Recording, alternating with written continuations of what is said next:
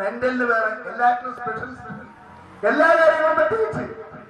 ഏതൊരു കാര്യം ഇവിടെ വികസന കാര്യങ്ങൾ കൊണ്ടുവരുന്നുണ്ടോ അതൊക്കെ നിങ്ങൾ എതിർത്തിട്ടല്ലോ.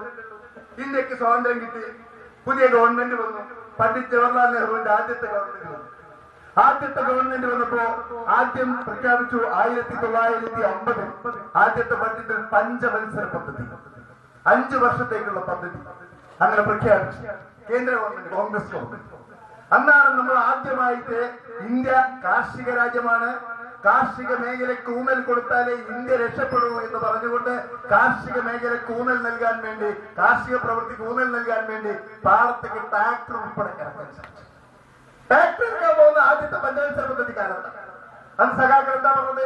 പാടത്തേക്ക് ട്രാക്ടർ ഇറങ്ങാൻ പറഞ്ഞപ്പോ പറഞ്ഞു, ഇത് ട്രാക്ടർ മുതലാളിത്തത്തിന്റേതാണ്, ഇത് കോൺഗ്രസിന്റേതാണ്. ഈ പാടത്തേക്ക് ട്രാക്ടർ ഇറങ്ങിയാൽ പാവപ്പെട്ട അത്രയമാനെയും കാളിയും നീലിയും ചാത്തിനെയും വിളിച്ചു പറഞ്ഞു, ഈ ട്രാക്ടർ മുതലാളിത്തത്തിന്റെ കോൺഗ്രസിന്റെ ട്രാക്ടറാണ്, നിങ്ങളെ തൊഴിൽ നഷ്ടപ്പെടും, അതുകൊണ്ട് ഈ ട്രാക്ടറിനെതിരെ മുൻപിൽ കിടന്നുകൊണ്ട് സമരം ചെയ്യാൻ പറഞ്ഞു. അല്ലേ? പാവപ്പെട്ട ആളുകൾ ഞങ്ങളുടെ തൊഴിൽ നഷ്ടപ്പെടും, കുടുംബം പട്ടിണിയാവും എന്ന് കരുതി എന്ത് ചെയ്തു? ഇംഗിലാവ് വിളിച്ചു, ചെങ്കൊടി പിടിച്ചു, ട്രാക്ടർ കിടന്നു. ആദ്യത്തെ 1ാം പഞ്ചവത്സര പദ്ധതിയെ എതിർത്തില്ലേ നിങ്ങള്?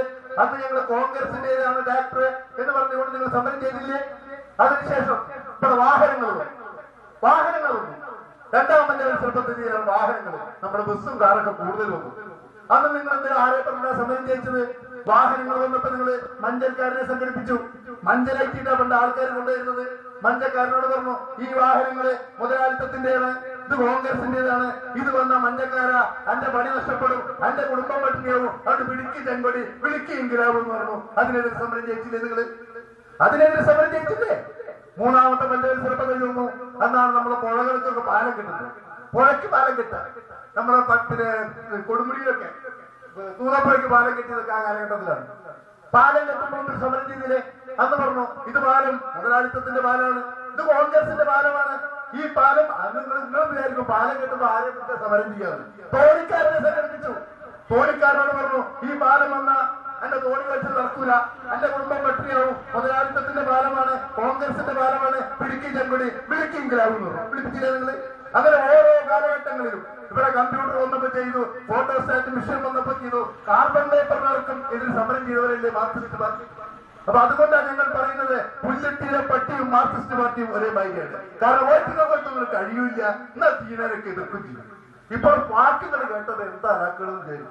ഇപ്പൊ ഇന്നലെ പറയുന്നിട്ടിങ്ങനെ ഇപ്പത്തെ ദേശീയ ബദൽ കൊണ്ടാണ്. അടുത്ത പാർലമെന്റ് തെരഞ്ഞെടുപ്പ് വരാൻ പോവാണ്. പാർലമെന്റ് തെരഞ്ഞെടുപ്പ് വരാൻ പോവാണ്. ഏത് തെരഞ്ഞെടുപ്പ് വരുന്നതിന്റെ 4 മാസം മുമ്പ് ഒപ്പം പറയും ദേശീയ ബദൽ. എവിടെ വന്നിട്ടുള്ള ഒരു സാധനം ദേശീയ ബദൽ എന്ന് പറയുന്നത്? ഇന്ത്യ എന്താന്ന് പറയുക? ഇന്ത്യ എന്താന്ന് പറയുക? 25 സംസ്ഥാനങ്ങളുണ്ട് ഇന്ത്യ രാജ്യത്ത്. നിങ്ങൾ എത്രോട്ടാണുള്ളത്? സഖാക്കൾ കേൾക്കണം പറഞ്ഞ 3ാമത്താണ് വാസന്തിയും ലക്ഷ്മിയും പിന്നെ ഞാനെന്ന് പറഞ്ഞ മാതിരി കേരളം, ബംഗാളും, ത്രിപുര എവിടെ നിങ്ങൾ? ദേശീയ ബദലാണ്.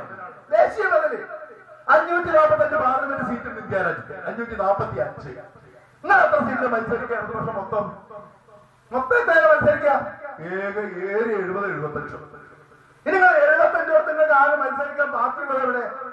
ഇവിടെ 20 സീറ്റ്, 20 നമ്മൾ മത്സരിക്കാം. വെസ്റ്റ് ബംഗാളിൽ 45. ഇപ്പോൾ എന്നാ പറ്റും എനിക്ക് അറിയില്ല. 45 കുട്ടികളെ 65. പിന്നെ അവിടെ ഉള്ള ത്രിപുര, അവിടെ എത്ര? 5. 70 ടോട്ടലുണ്ട്. ഈ 70 നമ്മൾ ജയിച്ച 545 പാർലമെന്റ് സീറ്റ് എങ്ങനെയെങ്കിലും ജയിക്കാം. എന്നാൽ ദേശീയ ബദലാണെന്നുണ്ട്. ഇതൊക്കെ കണ്ടിട്ട് അത് പറയണത് അറിയില്ല. ഇത് കുറെ കാലമായിട്ട് പണ്ട് റെയിൽവേ സ്റ്റേഷനിൽ ചോപ്പ് പണിയുണ്ട്. അപ്പൊക്ക് തോന്നുന്നു ഓടോഫോണിന്റെ പരസ്യം കണ്ടിട്ടാ പോണ നിൽക്കുമ്പോ എന്റെ പാർട്ടിയെ ചോപ്പ് ഉണ്ട്. വേറെ എവിടെ ഈ സാധനം കാണാനില്ല. പശ്ചിമ ബംഗാളിൽ പോയപ്പോ ചെക്കുടിയെത്തുന്ന സ്ഥിതി എന്താ? പശ്ചിമ ബംഗാളിൽ എവിടെ രക്ഷപ്പെട്ടിരിക്കുന്നത്? എല്ലാവർക്കും ഈ സാധനം പോയിരിക്കുകയാണ്. കേരളത്തിലെ അവസ്ഥയും വ്യത്യസ്തമല്ല. ത്രിപുരയിൽ മാത്രം അവിടെ പിടിച്ചു നിൽക്കുന്നത്. അത് നമ്മുടെ പാലക്കാട് ജില്ലയുടെ പകുതിയിൽ ഒരു സ്ഥലമാണ്. അത്ര തന്നെ ത്രിപുരയുള്ളൂ. അവിടെ മാത്രം പിടിച്ചിരിക്കുന്നത്. വേറെ എന്തുകൊണ്ട് നിങ്ങൾക്ക് കഴിയും? പക്ഷെ നിങ്ങൾ പഠിക്കേണ്ട ഒരു കാര്യം എന്താ അറിയോ? ബിജെപിയെ ഇന്ത്യ രാജ്യത്ത് എന്ന് അധികാരത്തിൽ എത്തിക്കാൻ ശ്രമിച്ചിട്ടുണ്ടോ അതിനൊക്കെ മാർക്സിസ്റ്റ് പാർട്ടിയുടെ പ്രവർത്തനം. ഇന്ത്യൻ നാഷണൽ കോൺഗ്രസ് രാജീവ് ഗാന്ധിയുടെ നേതൃത്വത്തിൽ അടൽ ബിഹാരി വാജ്പേയി നേതൃത്വം കൊടുക്കുന്ന ബിജെപിയെ ഇന്ത്യൻ പാർലമെന്റിനുള്ളിൽ കുടുംബാസൂത്രണത്തിന്റെ അന്നത്തെ മുദ്രാവാക്യമായി നാം 2 നമുക്ക് 2 എന്ന 2 മെമ്പർമാരുമായി ശ്രീമാൻ രാജീവ് ഗാന്ധി മുലക്കി. ആ 2 മെമ്പർമാരുണ്ടായിരുന്ന ബിജെപിയെ കോൺഗ്രസ് കോൺഗ്രസിനെ തോൽപ്പിക്കാൻ ഏത് ചെകുത്താനുമായും കൂട്ടുകൂടുമെന്ന് പറഞ്ഞുകൊണ്ട് കോൺഗ്രസ് വിരുദ്ധ ശക്തികളെ മുഴുവൻ കൂട്ടുപിടിച്ചുകൊണ്ട് മാർക്സിസ്റ്റ് പാർട്ടിയും BJPയും ചേർന്നല്ലേ ആദ്യമായി VP സിംഗിനെ ഇവിടെ ഭരിപ്പിച്ചത്. മാർക്സിസ്റ്റ് പാർട്ടിയും സപ്പോർട്ട്, VP സിംഗിന് പിന്തുണ, BJP പിന്തുണ, രണ്ടും കൂടിയല്ലേ VP സിംഗ് ഭരിപ്പിച്ചത്. അതിനുശേഷമല്ലേ 2ൽ നിന്ന് 87 BJP വളർന്നത്. അതിനുശേഷമല്ലേ BJPക്ക് LK അദ്വാനിക്ക് 11 ദിവസവും 11 മാസവും കഴിയാനുള്ള അവസ്ഥയിലേക്ക് എത്തിച്ചത്. ഇപ്പൊ പറയുന്നത് എന്താ അറിയോ? ഇപ്പോ ഇന്നത്തെ ദേശീയ എക്സിക്യൂട്ടീവ് പ്രധാനമന്ത്രി ഷാഫി പറഞ്ഞു, നരേന്ദ്രമോദിയെ അടുത്ത പ്രധാനമന്ത്രി BJPയുടെ. നരേന്ദ്രമോദിയാ ഞങ്ങൾ അഭിമാനപൂർവ്വം പറയുന്നു. സഖാവ് അച്യുതാനന്ദൻ ഇന്ത്യയുടെ പ്രധാനമന്ത്രിയാകാൻ കഴിയുമ്പോൾ ഞങ്ങൾക്ക് അഭിപ്രായ വ്യത്യാസമില്ല. സഖാവ് പിണറായി വിജയന് കഴിയുമ്പോൾ ഞങ്ങൾക്ക് അഭിപ്രായ വ്യത്യാസമില്ല. അതൊരു മതേതര പ്രസ്ഥാനമാണ്, ഞങ്ങൾക്ക് തർക്കമില്ല കാര്യത്തിൽ. പക്ഷെ BJP എങ്ങനെയാണ്? BJP ഹിന്ദു വർഗീയവാദികളുടെ പാർട്ടി. അതിലും കുറെ മതേതരവാദികൾ ഉണ്ടായിരുന്നു, കുറെ വ്യത്യാസമുണ്ട്. അടൽ ബിഹാരി വാജ്പേയി. പക്ഷേ LK അദ്വാനിയും നരേന്ദ്രമോദിയും മനുഷ്യരക്തം നക്കിക്കുടിക്കുന്ന കാട്ടാളന്മാരാണെന്ന കാര്യത്തിൽ ഒരു തർക്കമില്ല. ഗുജറാത്ത് നമ്മുടെ മുമ്പിലുണ്ട്. ഗുജറാത്ത് ആയിരക്കണക്കിന് മുസ്ലിം സമുദായത്തിൽപ്പെട്ട ആളുകളെ രാഷ്ട്രീയമായി കൊലപ്പെടുത്തി ആ കുടുംബത്തിന്റെ പേരിൽ കേസാണ് എടുത്തിരിക്കുന്നത്. അത്രയും നരനായിട്ട് നടത്തിയവനാണ് നരേന്ദ്രമോദി. ആ നരേന്ദ്രമോദിയാണ് അടുത്ത പ്രധാനമന്ത്രി സ്ഥാനത്ത്. മാർക്സിസ്റ്റുകാരനെ പിന്നെ ആരായാലും കുഴപ്പമില്ല. ഓർക്കുള്ള 2-3 എവിടെയെങ്കിലും പിന്തുണ കൊടുത്ത് അതിന്ന് എന്തും വാങ്ങുന്ന ഒരു നാണക്കെട്ട ദേശീയ രാഷ്ട്രീയമാണ് ഇത്. പറയുമ്പോഴേക്ക് BJPയുടെ ആരെങ്കിലും ഉണ്ടെങ്കിൽ ചിരി വരികയാണ്. കാരണം ചെറിയ കഥയെ ഓർമ്മ വരുന്നത്.